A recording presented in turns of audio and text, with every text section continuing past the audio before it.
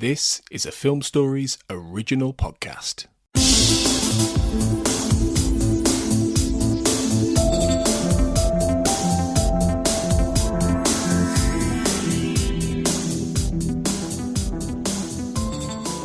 Hello and welcome back everyone to the Xcast X-Files Podwatch, episode 66, in which we are covering the Season 6 Mythology 2-part episode, Two Fathers and One Son. I am your host, Tony Black, and joining me is the man who's thoroughly taken my job lately. It's Cole Sweeney. Hi, Tony. How's it going? It's good to touch base for you after it's been a while. Well, it is nice because you've hosted so many of these, and you've done a brilliant job. And we haven't done any since the pilot, the first right, Podwatch. Yeah. So it's been quite a while, and bless some of the people who have been following us on Facebook and Twitter who've said that they've missed me on the Podwatch, which is really sweet of them. So it's really nice to get the two of us talking about probably one of the biggest, double episodes of the X-Files that ever existed, really, in these two. Definitely. Two very significant episodes, aren't they? So, it's going to be good to sort of unpack the stuff going on here. Hugely, yeah. So, Two Fathers is the first part. Aired on February the 7th, 1997. A big sweeps episode, as they're called in America, to tie in with Super Bowl and things like that. Written by Frank Spotnitz and Chris Carter and directed by Kim Manners. So it's the dream team for this one. This is basically it. This is the end of the mythology. It's the return of Cassandra Spender, the cigarette-smoking man, doing various soliloquies to camera, or Diana Fowley. As the alien rebels attempt to destroy the syndicate and their experiments, and it all starts to unravel. I mean, it's really interesting, isn't it, how Chris Carter and Frank Spotnitz decided they were going to just rip it all up and, give it a big conclusion halfway through a season. I mean, it's really unusual. Yeah, I think it's very curious, actually. And I remember getting onto this subject with Chris Knowles, actually, on one of our recordings, but I think it got cut out. So Chris was sort of saying this is like the great untold story of 1013, I think. In, Fight the Future basically keeps the colonisation storyline ticking over nicely, doesn't it? And then, like you say, half a season after the film, it all kind of gets resolved. So it does feel a bit odd. It feels to me like this should have either been like the basis for a film, or it should have happened in the series, but a bit further down the line. Do you know what I mean? Well, I mean, yeah. In a way, you'd feel like this was a series finale, wouldn't you? I mean, in a lot of other shows, this would be a series finale. It's the end of the bad guys. It's the essentially the resolution to some extent of the major storylines that have been building for the last 6 seasons. Yeah, you've just had a movie which is promised. I mean, part of it came apparently out of the fact that part of the marketing for Fight the Future was the truth is revealed or something along those lines, and then everyone watched Fight the Future and went, was it really? You've everything in Fight the Future was kind of already sort of stated in the show. Really, you knew about the black oil. Colonization had been bandied about since Talitha Kumi. So any fans watching that would go, okay, well, this connects a few dots up, but it doesn't really tell you anything much that you don't already know or have already kind of guessed. Whereas Two Fathers and One Son really attempts to sort of lay it out very, very clearly to the point that, the episode after the credits, after the pre-teaser sequence, begins with the smoking man saying, we were a conspiracy, aliens destroying the Earth. It's like in minute 4. And to me, that's the writers going, right, well, this is what we're doing. This is very clearly the end of the show as you knew it, and it's going to be the beginning of whatever comes next. And I think it's quite a bold move, really. Yeah, I think so too. Actually, like I say, I found it curious, but I do really enjoy both of these episodes. And that framing device with the smoking man that you mentioned, that's actually the way William B. Davis tackles that is like my favourite part of this episode, because I think he just does such a heroic job with that dialogue. Because it's not that it's bad dialogue, but like you say, it's so explicit, especially for this series where we're used to like veiled assertions and so on. So I think that dialogue coming out of that actor's mouth just sounds right in a way that it probably wouldn't from 95% of other actors, you know. And I really enjoy that aspect of the episode. I've just got real fondness for these episodes because I remember hearing about these, and as you well know, we used to get the episodes in the UK like 3 or 4 months after the United States. We did. And I just remember hearing that these 2 episodes are coming and they're going to explain everything, you know. We're going to find out what the truth is, you know, truth with a capital T. And I just remember being really excited waiting for these to come. And obviously it didn't quite live up to, you know, to what I expected. But I've got great fondness for them nonetheless. Well, yeah, I mean, how was this ever going to live up to it? I mean, it's one of those things where, you know, people always talk about endings with the X-Files, and they talk about, you know, a lot of the shippers want the happy ending. You know, they in their heads it ends at the end of season 8, you know, with Mulder and Scully and the baby, and happy. And then, you know, other people, you know, get annoyed at the fact season 9 ended quite open ended, and then people were worried that, you know, My Struggle 2 was going to be a cliffhanger ending. But the whole point with the X-Files, and I may have talked about this on previous episodes, is that it's not supposed to have an ending. You know, the X-Files will never have a proper, real, normal ending, because the whole idea of it is about pursuing something you're never quite going to get. You know, Mulder's never going to quite get what he wants. You know, Scully's never going to quite get what she wants. Yeah. That's the whole idea. And this is a conclusion to various elements of the show, but it could never wrap up, especially on a TV budget. the cosmic storylines that, you know, the X-Files had, and that's why it's very telling that when we do get the next element of mythology, it's very biblical, esoteric, you know, enigmatic in a very, very different way. I mean, I love the Biogenesis 3-parter that comes later. That's wonderful, that is. But it's very different from the mythology, you know, conspiracy arc, and that's what this ends up. That's what this concludes.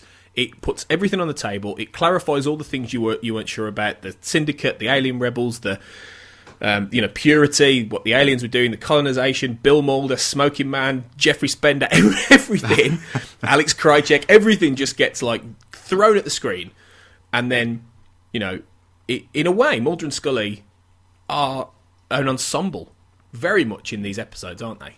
Yeah, I suppose the good thing about Two Fathers is they come to the fore a bit later on, really, don't they? But by the end of the episode, they're kind of right in the thick of the action because of Cassandra. Yeah. But yeah, I totally agree with you. I think you and I are on this pretty much on the same page as regards like the biogenesis stuff and everything. And I kind of feel like by the time you get to the start of season 6, like in an episode like the beginning, feel like I'm just starting to get a little tired of like the Syndicate and their kind of shadowy goings on. And like at the beginning, I don't think it works quite as well as it does elsewhere in the series. Having said that, I really do like the stuff with the Syndicate in this episode.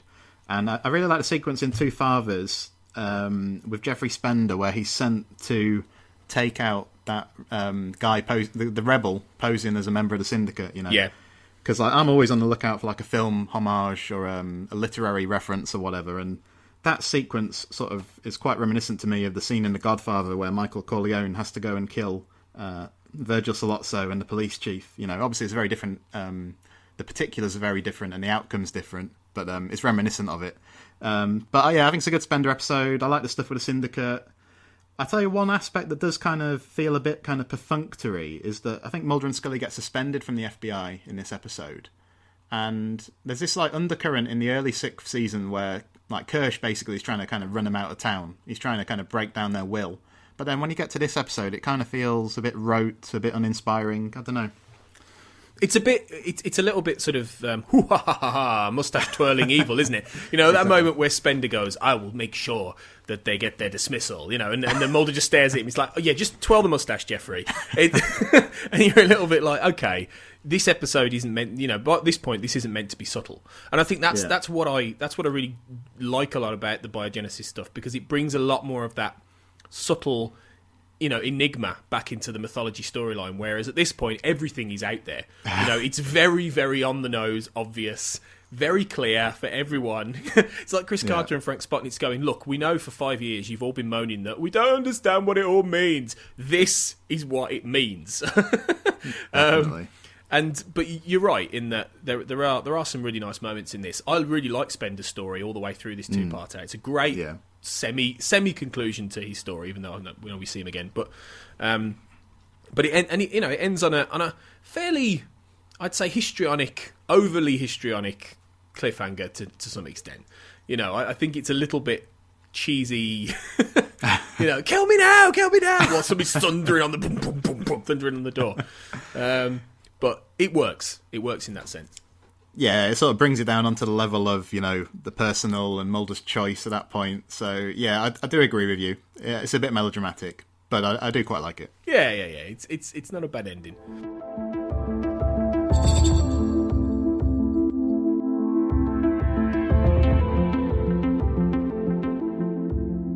So then One Son, which is the follow-up episode, concluding this two-part episode, which aired on February the 14th, 1999. Same writing team, Chris Carter, Frank Spotton. It's directed by Rob Bowman this time round. It brings all these things to a head. It's interesting how you can very much as I think Kim Manners is brilliant. Kim Manners is much more of a character sort of director in many ways, and that's why of both these episodes, Two Fathers is much more of the character episode. It's got more. I'd say it's got more of the character work, whereas One Son is much more of a blockbuster, and you can see that in Rob Bowman. That's why they got Rob Bowman to do, the big scenes in El Rico Air Force Base with the aliens walking in and Smoking Man laying down the American flag and things like that. It has that sense of scale, One Son, doesn't it? In that way that a lot of these mythology two-parters always did have, really. Yeah, I was kind of going to bring that up because it does in some ways, you're right, but by the same token, it's kind of got a cramped feel because, like, if you compare this two-parter to, I don't know, Piper Maru, Apocrypha, or Patient X, Red and the Black, here we get a lot more, like, interior scenes, Like you say, the climax takes place in a hangar. I mean, it's a bloody big hangar, but it's... it's huge. But my point stands, I think. Like, I think what probably had happened in the season 6, I believe, like, the production costs per episode are kind of ballooned, So there isn't quite as much, like, globe-trotting here or, really expansive, like, action scenes as you're kind of used to in the mythology. There's nothing here that compares with, like, the stuff on the train in 731, for example. Having said that, I do sort of like the contrast there, where you got, like, the fate of the world, an alien invasion, but, like the interiors kind of bring it down a notch in a way and sort of emphasise the human drama. So I've kind of got mixed feelings, I suppose, about the scale of this one. I sort of feel like it could have been bigger, I think you're right. I think in much as it is directed by Rob Bowman and it has that visual element, you are right in that it lacks that sense of blockbuster that some of those earlier two-parters had. You are right. I mean, even down to things like the fact that a lot of the score is Fight the Future. It's reused music, and you get that in Biogenesis a lot as well, and the Six Extinction two-parter. But it is a bit of a shorthand for Mark Snow to be able to not have to worry about, not having to pay Mark Snow to write music for those episodes. But so, like, do you think the events of this episode and the previous one could have made a satisfactory feature film? If they'd have decided to go early on this and made this the Fight the Future type, event, could it have worked? I don't think so, simply for the fact that it's too much of an ensemble piece. Yeah. And Mulder and Scully are reacting all the way through. They're not. Very little of it is Mulder and Scully actually. All those mythology episodes you mentioned before, things like 731, Nisai. Mulder is out there doing things. He's out there pursuing things. He's out there investigating. He's out there on a train. He's out there. This is all very much quite a beaten down, sort of resigned Mulder going, yeah, it's going to end. We might as well just try and save ourselves. Let's go and chase a train at the end. You get the only bit of agency they have in that sense is them trying to shoot that train. God knows what they were trying to think by shooting that train. And what did they think they were going to do? So I think in that sense, it's too much of an ensemble piece with all of these different players and all of these different people. And all these different storylines for it to have worked as a movie. You could have taken components of this and put it in the movie, in a movie. But the reason Fight the Future is so good and works so well is that it is Mulder and Scully out there investigating. It is them going to, crop fields. It is them, on a genuine investigation, and it takes them on a course, on a story, and then Antarctica and all this stuff. So I think it works like the beginning worked, I suppose, as an epilogue in a way to Fight the Future, in a way to, wrap all that stuff up. but it doesn't have that scale. And then trying to do basically a story where it is, the sky is falling, and only being able to do it in a big aircraft hangar, does mean that you have to kind of reach almost for the, for the genuine level of threat in this. Yeah, I think that's a fair point, and I think it does. It is hard to have a series where there's like an alien invasion coming or there's a plague, and find a way to make Mulder and Scully the centre of it. And I think that's a totally fair point. I think you've got all these people around, and that's why the scene with the Mulder and the smoking man in the Watergate Hotel, wonderfully, is so good, because it is even though it's very expository and it's telling you all the stuff that's happened before. It has that level of Mulder involved, that some of the episode doesn't have. Yeah, I think that's my favourite part of the episode. It's a really good Mulder CSM confrontation. It doesn't quite top One Breath for me, no, but it's probably nothing will. No, but it's maybe a second or third it's up there. After that. Yeah. And again, we need to say William B. Davis gets even more of that kind of on the nose dialogue in this one, doesn't he? And yeah. I don't know. I just love him. I just every time I watch him grapple with that stuff. He comes out the winner. Do you know what I mean? It's because he's earned it. I mean, that's the thing with the smoking man. By this point, he's earned it. He spent a lot of the time being quite nebulous, but also you've learned who he is. You've learned the fact that there is a genuine character underneath all this, and a genuine archetypal, devil figure, even. Devil Finger's a new Bond villain, guys, coming up. But yeah, and that's why it worked. Even though it's very, scenery chewing, it's good scenery chewing, I think. Yeah, and we also should say that I think Duchovny's good opposite him as well, and that those two actors are good playing off one another, I think. Yeah, they always enjoy it, I think, because they probably don't get, they know they don't get to do it very often. Yeah. But I think it on the whole works, considering the sheer amount of stuff it has to do. One Son, because there's so much in this. Oh, there is, and I like seeing Marita again. I think that Marita, I don't think she ever fully owned the informant role, but I like her more when you see her in stuff like Patient X and this and Requiem, and it's always good when Krychek's kind of scurrying about as well.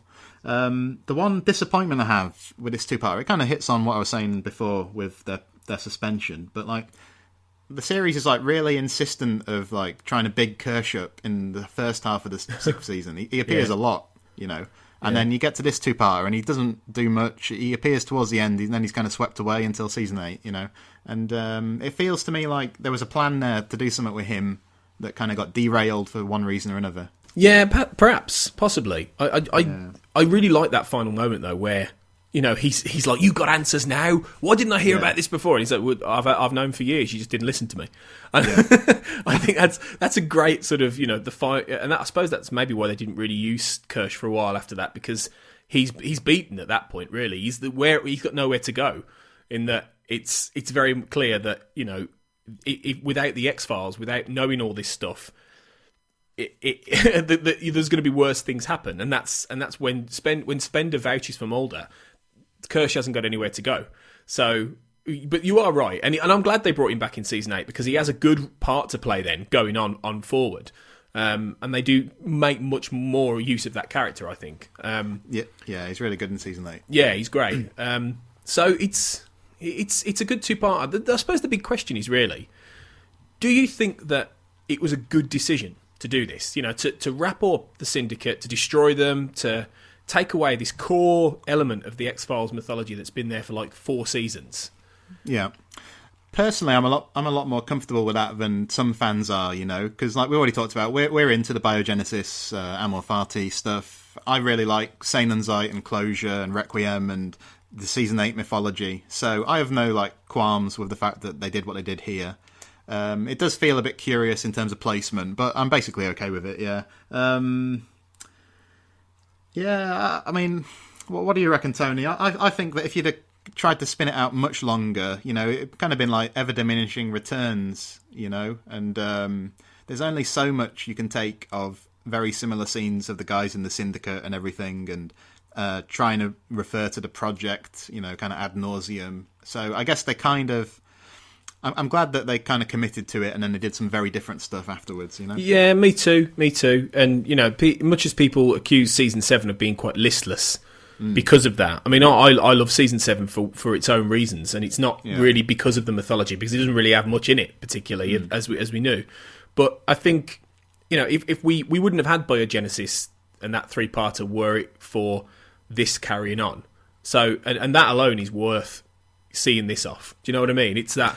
Yeah, they did things not necessarily by master plan design. I don't think ever Chris Carter knew the next 3 or 4 seasons in his head. We're not talking Babylon 5 levels of plotting here. We're talking a guy with tent poles, of where he wants to do, and ideas coming to him. But I agree with you. I think it would have started going around the houses a bit, and I think they made the right decision to, after Fight the Future, most of the truth is out there. Essentially, the core ideas. Let's give it a big finish and let's see where we go from there. And they kept the key interesting elements. They kept the Smoking Man alive. They kept Krychek out there. They they didn't kill everybody off. And they even left Spender's death enigmatic. I mean, I remember thinking at the time, if you don't see him die, then I call shenanigans. It keeps alive things they can do more with later. Oh, yeah, definitely. I mean, I would like to know what those alien rebels are up to, though. I mean, I'd have been quite happy to see a bit more of the rebel aliens. But again, it's the same thing. Where if we had 10 episodes of the rebels, maybe we'd have got bored of them, Perhaps it's better that they only appeared the 4 times. Yeah. I quite like the fact we don't really know anything about them either. We don't know who they were or what they were doing, apart from just taking out the... because what they've done essentially hasn't helped us. Really, no. In a way, they've kind of because the Syndicate were trying in their own way to try and figure out a way to save everybody in their own twisted way, and by destroying them now, it's like, oh well, there's no chance now. We're all doomed. So, cheers, rebels. Thanks for that. You've been a great help. Yeah.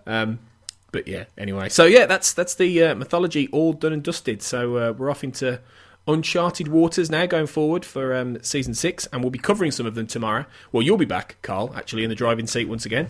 That's right, yes. For Aguamala and Monday. Yes, indeed. That's with Andrew, I believe. With Andrew Blaker. And I love Monday, so I'm particularly looking forward to that episode. We'll be back tomorrow then, guys. You can find us on Twitter at the X_cast. Drop in our Facebook group, the X-Files Basement, the X-Cast Basement even, on Facebook, where you can join in on all the X-Files chatter as we race towards Season 11, which is imminent. So, yes, until tomorrow, remember, trust no one.